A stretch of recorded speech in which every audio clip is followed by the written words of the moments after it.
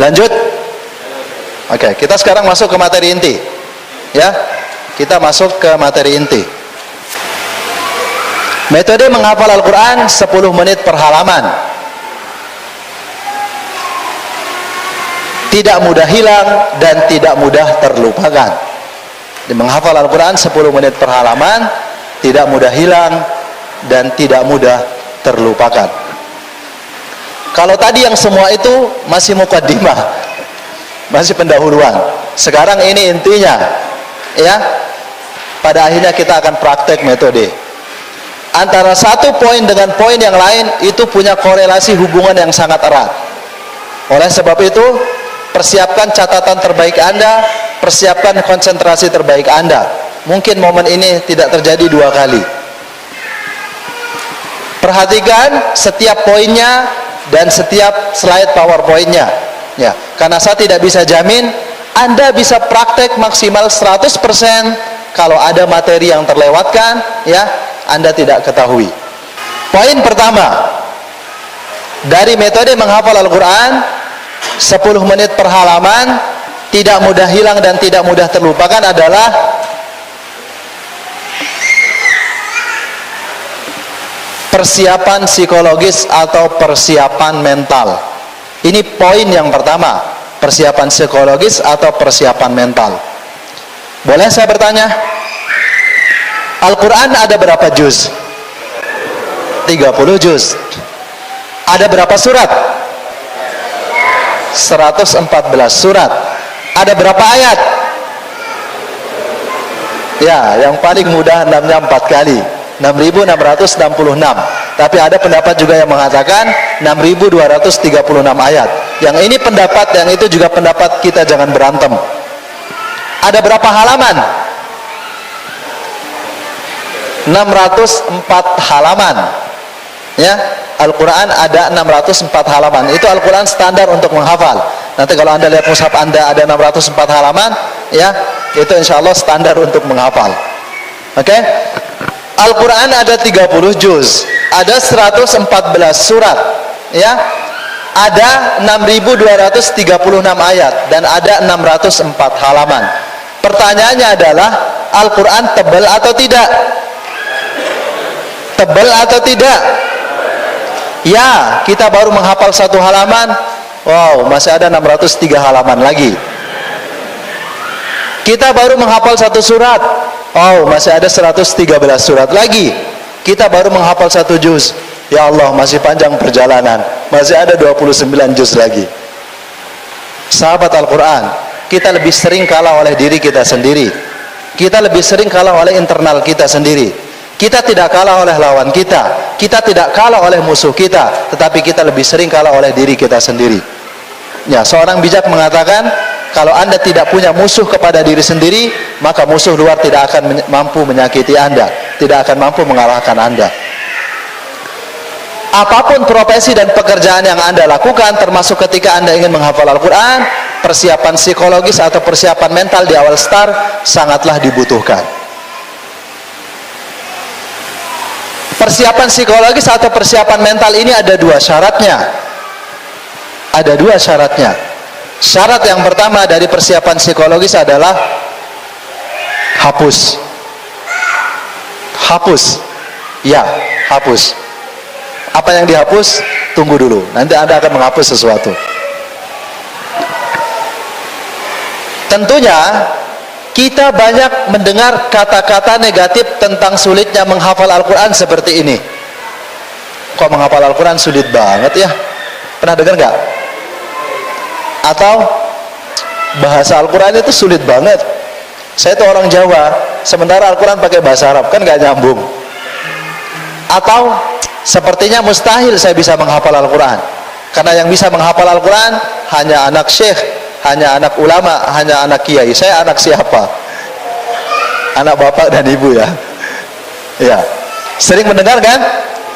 Oke. Semua kata-kata negatif tentang sulitnya menghafal Al-Quran itu tidak benar adanya. Tidak benar adanya. Saya akan buktikan dengan 3 hal. Semua kata-kata negatif tentang sulitnya menghafal Al-Quran tidak benar. Ya. Yang pertama, Semua kata-kata negatif tentang sulitnya menghafal Al-Quran sama dengan su'ul adab dan su'uzon kepada Allah, sama dengan tidak beretika, kurang ajar kepada Allah, dan sama dengan su'uzon, berburuk sangka kepada Allah. Oke, saya ingin bertanya, apakah di dalam Al-Quran ada satu ayat saja yang mengatakan Al-Quran sulit dihafal? Ada atau tidak? Ada atau tidak? Terus dari mana pernyataan mengenai menghafal Al-Quran itu sulit? Apakah di dalam Al-Quran ada satu kalimat saja atau sepenggal kalimat saja yang mengatakan bahasa Al-Quran itu sulit dihafal? Ada atau tidak? Ada atau tidak? Terus dari mana pernyataan mengenai bahasa Al-Quran sulit dihafal? Yang punya Al-Quran siapa? Allah Subhanahu wa ta'ala. Yang menurunkan Al-Quran siapa? Allah Subhanahu wa ta'ala. Yang mengatakan Al-Quran mudah dihafal siapa? Allah Subhanahu wa ta'ala. Yang mengatakan Al-Quran sulit dihafal siapa? Yang salah siapa? Nah, antum sudah tahu jawabannya. Mungkin karena kita sudah su'ul adab dan su'uzan kepada Allah, inilah yang membuat kita berat dan sulit dalam menghafal Al-Quran.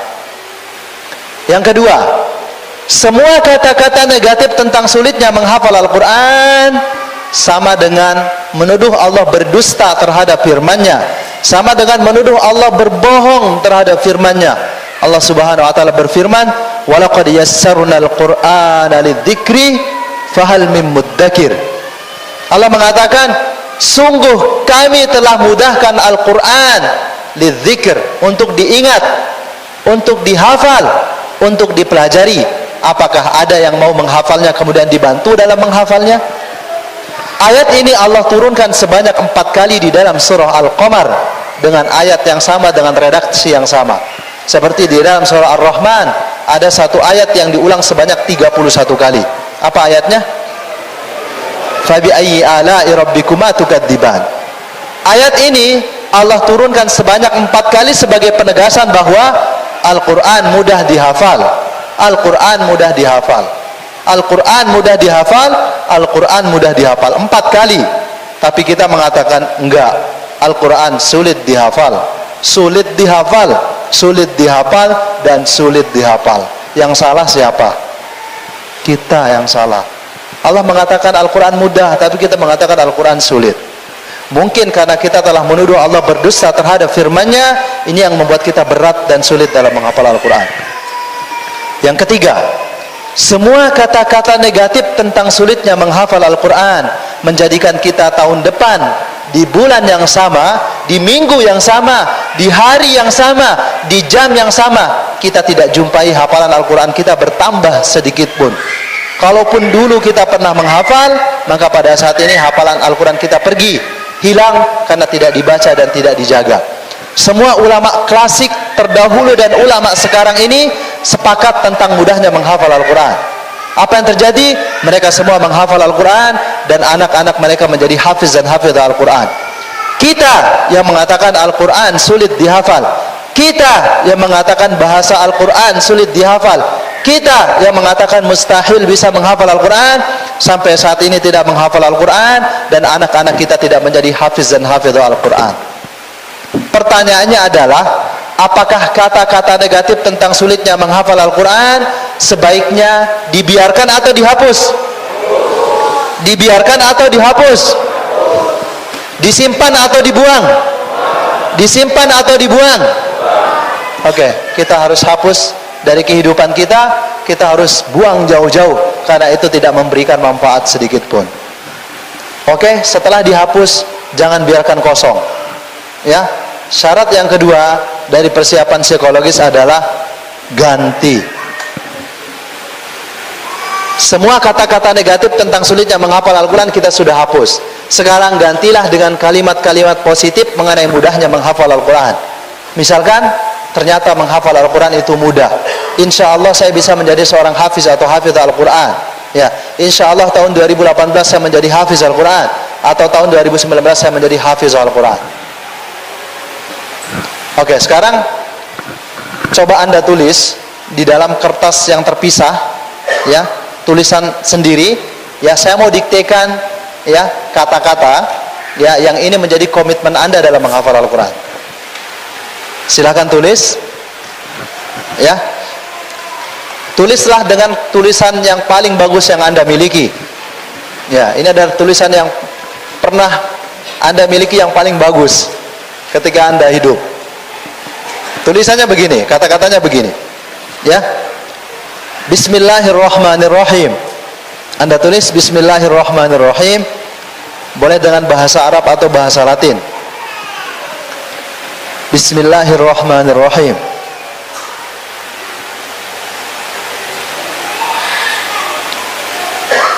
Sudah? Tulis Ya Allah ya Rabbi. Ya Allah ya Rabbi,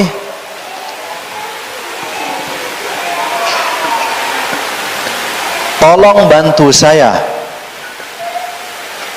Ya Allah ya Rabbi, tolong bantu saya untuk menjadi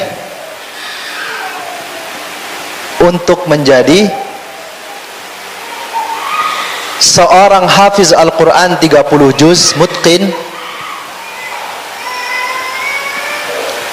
seorang hafiz Al-Quran 30 juz mutqin.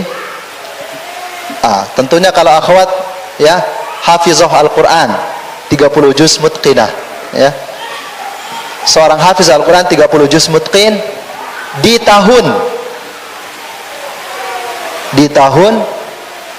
ya, Anda hanya punya dua pilihan tahun 2018 dan tahun 2019, ya. Tahun 2020 kelamaan, ya, kiamat sudah dekat. Ini beneran loh, ya. Nah, tanda-tanda kiamat sekarang sudah banyak bermunculan. Silakan Anda pilih apakah tahun 2018 atau tahun 2019. Yang penting jangan tahun 2020, kelamaan. Oke? Di tahun. Sudah? Kemudian pada bulan, tentukan sendiri bulannya bulan berapa. Pada bulan. Sudah? Kemudian pada tanggal berapa?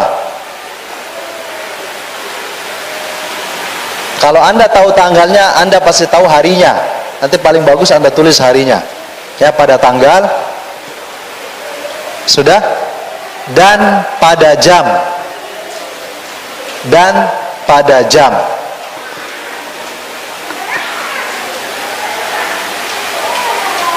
Pada jam berapa? Ya, ada yang tulis jam 12 malam, ada yang tulis jam 3 malam, ada yang tulis subuh. Terserah Anda mau tulis pada jam.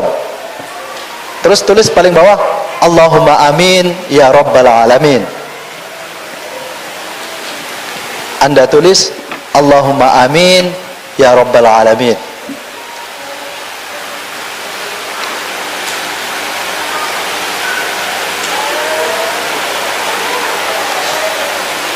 Kata-kata ini sekaligus doa dan komitmen kita kepada Allah dalam menghafal Al-Quran.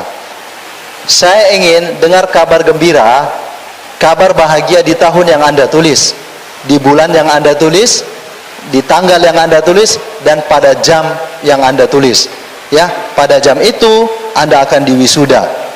Pada tanggal itu Anda akan diwisuda. Pada bulan dan tahun itu Anda akan menjadi hafiz Al-Quran 30 juz mutqin dan mutqinah. Ya, targetnya jelas, ukurannya jelas. Ya, kalau tadi Anda hanya tulis sebulan 2 bulan, sekarang itu sudah jelas. Bayangkan pada saat itu Anda akan diwisuda, ya, Allah memberikan kepercayaan kepada Anda, mahkota kemuliaan kepada Anda insyaallah di hari kemudian nanti. Ya, bisa ya? Nanti tulisannya itu ditulis ulang atau ditulis bagus, simpan di pembatas hafalan Al-Quran Anda. Jadi nanti sebelum Anda ingin menghafal Al-Quran, Anda baca dulu komitmen Anda kepada Allah, ya, atau Anda simpan di saku Anda setiap kali Anda mau sholat, dibawa berdoa kepada Allah, atau di tempat yang mudah terlihat, ya. Ya, tolong nanti saya di SMS, ya, diundang wisuda misalkan, atau teman-teman yang lain silakan datang, kita syukuran ya, Anda bisa menyelesaikan hafalan Al-Quran Anda. Oke.